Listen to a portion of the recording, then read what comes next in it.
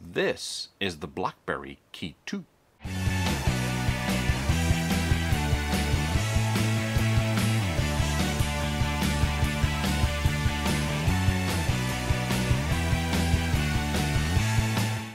So, the Blackberry Key2 is in to play with.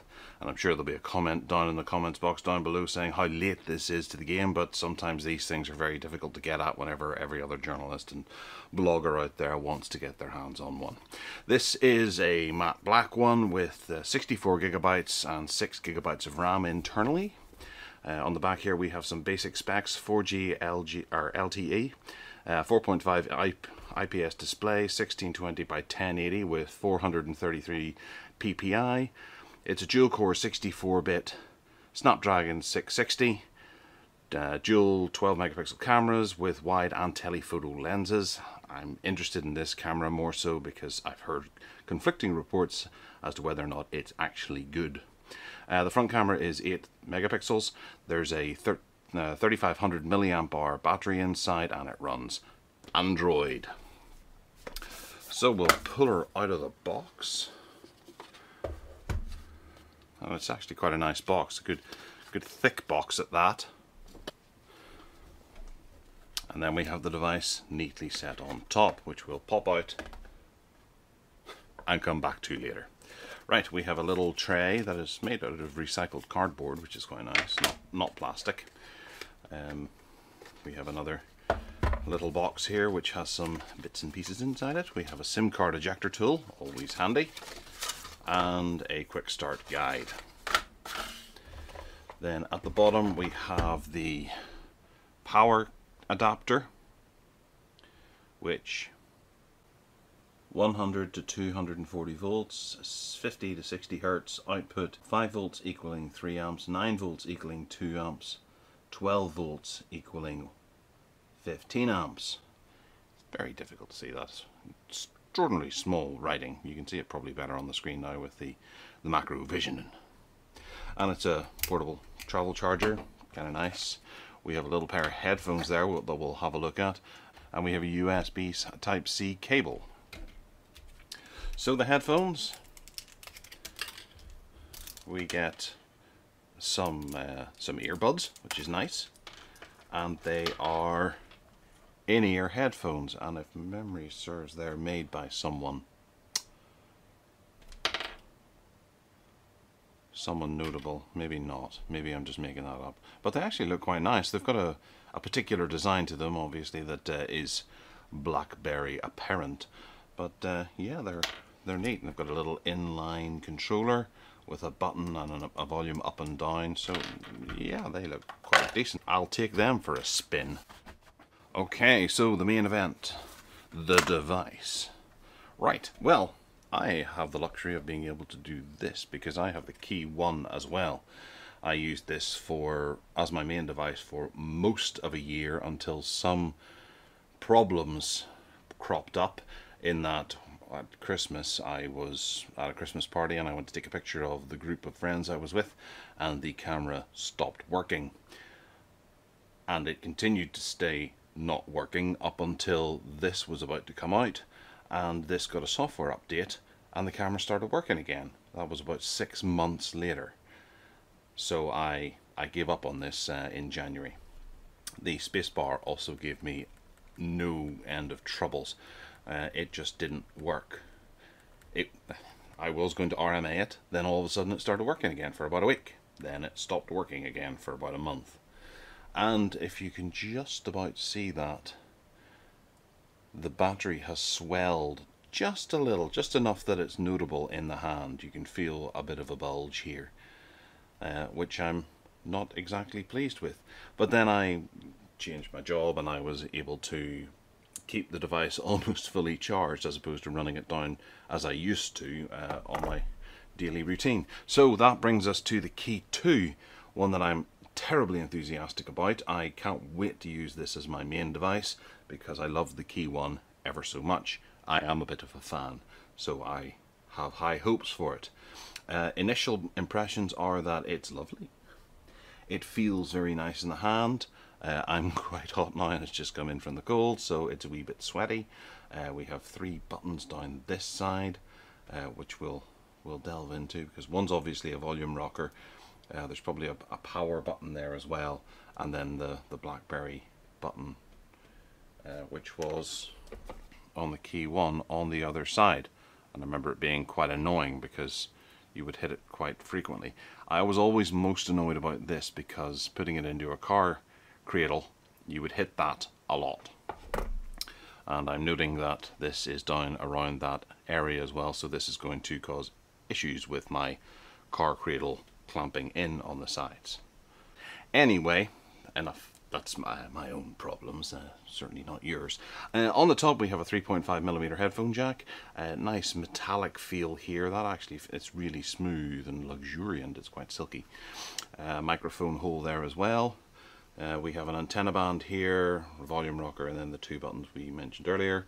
Round at the bottom where we have an antenna band, and down firing speakers. Hopefully they, I'm not sure if they're stereo or not, but they're there. And a USB Type-C connector. Up the side here, nothing save for the SIM card tray, and an antenna band as well. So round the back we have the dual cameras that were mentioned on the back of the box, a dual LED flash, the Blackberry logo, and then under the sweaty marks, CE, and do not put in the bin. Always good advice. So we'll work out which of these is the power button, and we'll have a go at turning it on. It's not that one. It's that one. We get a slight buzz. There's obviously notable textures here to distinguish between the buttons, not to mention the shape being slightly different. So this being the power button and that being the Blackberry button. That sometimes you can link to other things. Like Bixby. That we could link it to Bixby, couldn't we? Right, so there is the screen. It looks very nice. Viewing angles are quite impressive. It's not quite as dazzlingly bright as you would expect, but then we've only just turned it on, so we haven't tinkered with it. There's vision settings. We obviously have the bar across here for Android buttons, which seems a bit of a waste of screen real estate. You could have made a slightly bigger screen and just have them pop up when you slide up on the keyboard or something like that. It's a bit of a missed opportunity. You can see there's very nice lines here where the keyboard connects to the screen. It's not just quite as cut as you would expect. There's a wee bit of a difference in the metals and the plastics and things like that. It's quite pretty. And then the keyboard itself, which we're going to get into, there's some missing buttons at either end here, which may be missing for reasons that you might accidentally hit them, or it gives you somewhere to hold, or I don't know. But we'll see whether or not the keyboard feels cramped enough to make this an atrocity that there's 2 buttons missing, or if it's good enough that we can do away with these. So we haven't put in a SIM card yet, and we're going to start afresh. Typing of my password there was very smooth. No haptic feedback or anything because you're relying on a physical keyboard, which is kind of nice. There we go, we got it all set up that time. So it's an Octa-Core processor inside it, which has 4 2.2 GHz Cryo 260s, I think it is, processors inside, plus 4 1.8 GHz processors. So it'll rely on the 1.8 until it needs the extra power, and then it will kick in the higher powered processor. And we've signed in using our secure 2-factor sign-in combination. There's an Adreno 512 GPU to back up the processor, and our setup is finally complete. Okay, so I haven't heard that sound in a while. That's quite nice to hear. This is the Blackberry Launcher. Organize your space, pop-up widgets. There's the productivity tab on the side there, which we can pull in. Productivity tab, place your day at a glance. Shh. Customize your settings. Let's take that volume down just a wee bit. Add a widget to the productivity tab and swipe back when finished. So pretty much the same as it was before. Oh yes, we have to allow applications to work with everything. Right, so productivity tab, tap here for your apps and widgets and shortcuts. Universal shortcut keys, which are always handy, and you can do them yourself. I love them on the Keyone. I thought there was something wrong with the screen there, but it's the actual wallpaper. You can see it's a wee bit texturized. Right, so we have lots of stuff installed and it's updating as we speak. We have contacts, messages, calendar, Play Store and Google. So very much Android on the front page there, then the phone, and I'm guessing that's BlackBerry Messenger or Hub Plus, that's right. And I was a big fan of Hub, by BlackBerry Hub, and whenever I moved across from my BlackBerry to the Samsung Galaxy S8 that I ultimately moved to, I took it with me, but it just didn't feel right using it without BlackBerry integration. We have the apps drawer, Chrome, and the camera.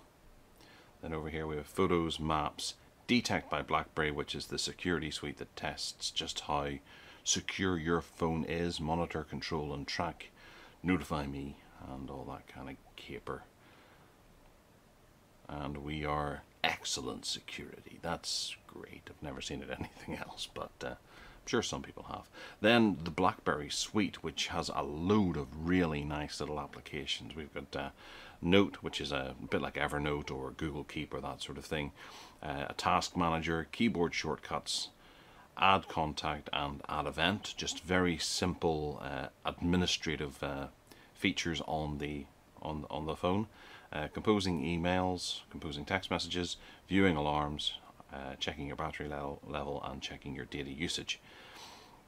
Really simple stuff, just there by default, that you probably might not go as far to get if you have another device, but as they're here, they are very nice. But they're all linked into the BlackBerry ecosystem, which makes it a little bit more difficult to justify using, because maybe you've got a desktop PC that you're using Microsoft's options on, or a Chromebook which you have all of Google's integrated into, so it's a third ecosystem that you have to consider. Then under the in the app drawer we have Detect by BlackBerry, Hub, all those. These are your most frequently used up here, and then all the rest of them down here with your BlackBerry own ones like content transfer, the locker to keep things secure and away from eyes if you were to lose the phone, your password keeper. Chrome has one of those built into it, but this has got more functionality and things. Notable and Notes are pretty much the same thing, but one's for kind of screenshotting, and it is tremendously handy. And FM radio, wonderful. How amazing is that?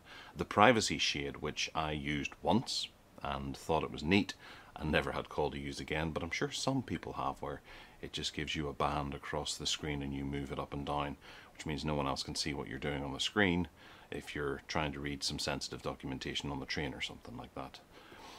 No one can read over your shoulders.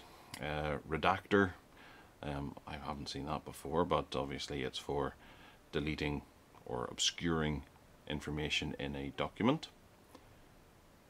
like that, to hide parts of the screen so no one can see. Okay, so it's like privacy shade, but in reverse. No.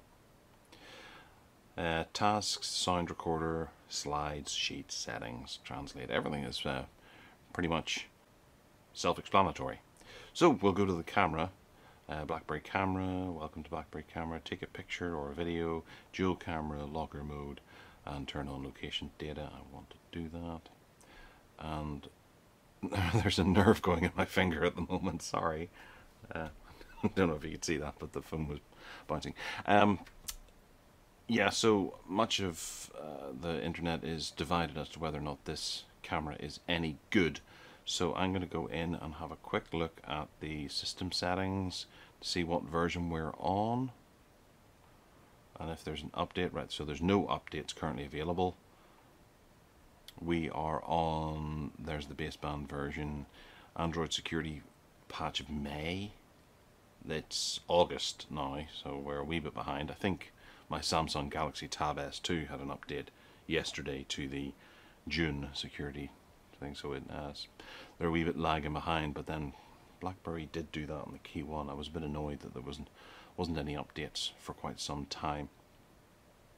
Hardware version, kernel number, and build version. So we're version 8.1.0, and there's been no real updates to the camera, but perhaps it comes from the App Store. New updates available: Blackberry Launcher, Blackberry Hub.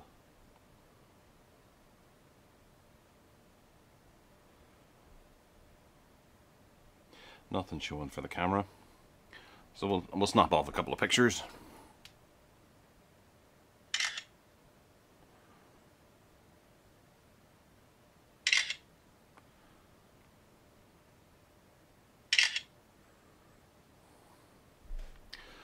And we'll have a look at those and see how good they look. And initially there is a bit of blur actually there in the between the N and the M. I don't know if you can quite make that out on the camera. It is a tiny bit blurry for a low level light picture. There, the detail seems to be okay. If a little blurry around the edge of the Aston Martin there. And then Mr. Williams from Army of Darkness looks quite good. There's a good imagery, but you can see it's a wee bit flat on the face there. It's missing quite a bit of detail, and the dust on the hair isn't coming through quite well. So perhaps it's just the environment, but this is under studio lamps, so they should photograph quite well. But we'll take it out, give it a full shakedown to see whether or not it's any good, get some video going and things like that. And everything just looks like it was on the Keyone. It is a nice looking device. I'm looking forward to getting into it and using it. It will be my main device that I'm rocking in my pocket for the next 2 to 3 weeks. We'll see how we go. Get the volume turned down just a little because the camera was incredibly loud there, which means these speakers are particularly loud. And the speakers actually, it doesn't say whether or not they are stereo, as I already said. There is active noise cancelling dedicated microphones. I don't know how many, but I saw 2, I think, on my trip around the device. No, maybe just 1. Alright, well there's probably 1 in the bottom there anyway. I'd like to think there was, because that's where your voice is, or your mouth is. The camera itself is the dual 12 megapixel camera, and it captures video at 2160 at 30 frames per second, or 1080p at 30 frames per second. So not quite 4K, 2K really. The front facing camera can do 1080p 30 frames per second as well. There's Bluetooth 5.0 built in, which is kinda nice. And this IPS LCD capacitive touchscreen is a 4.5-inch device, and it's got cornering Gorilla Glass 3 on the front. I think they're up to 5 now, but for some reason this only needs 3.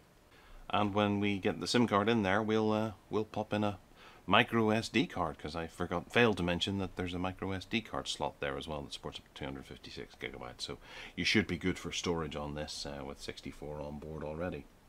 Alright, well we'll take it off, stick it in my pocket, have a bit of a go on it for a couple of weeks. Let me know if you have any questions or anything you want particularly looked at for me to include.